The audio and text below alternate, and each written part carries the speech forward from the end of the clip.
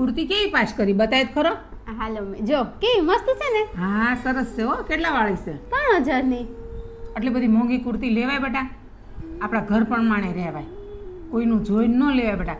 તારો મહિનાનો 2-3 હજારનો ખર્ચો હોય, છોકરાની ફી હોય, ઘર ખર્ચો હોય, એકલો માણસ કરે હું પછી મૂંઝાય નહીં બેટા.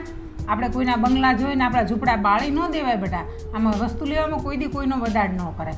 આપણા ઘરમાં જેવી આવક હોય ને એ પ્રમાણે જાવક રખાય.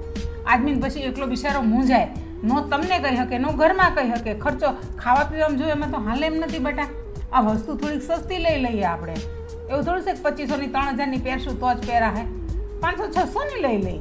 આપણા ઘર પ્રમાણે રહીએ ને તો આપણે માટે સારું છે બેટા. ઘરમાં તમારા કેટલા ખર્ચા, અમારા ગઢિયાના દવા દારૂના ખર્ચા, છોકરાના કાંઈ પણ ખર્ચા નાના મોટા આવ્યા કરે તો પછી એકનો એક માણસ મૂંઝાય નહીં બેટા કે કેટલો મારે ખર્ચો ક્યાંથી પૂરો પાડવો.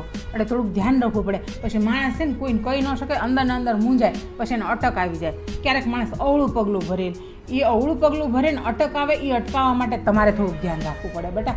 આપણે ઘરમાં બાયુનું ધ્યાન રાખે કોણ ધ્યાન રાખે? એટલે સમજણથી રહેવાનું બેટા.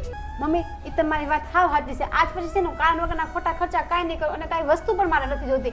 રીતેશ છે તો મારે બધું જ છે અને જેવી આપણા ઘરમાં આવક હશે ને એવી રીતના જ હું રહીશ હવે. બેટા તમે ઘરમાં થોડુંક ધ્યાન રાખીને જો, થોડાક પૈસા બચાવીને રાખો તો તમારા માટે સારું છે બેટા. આજ દિવસ કેવા છે, કાલ કેવા આવે કોઈને ખબર નથી. એટલે જેમ તમે અમારા આવા નવા વિડીયો જોવા માટે અમારી ચેનલને સબસ્ક્રાઈબ કરો.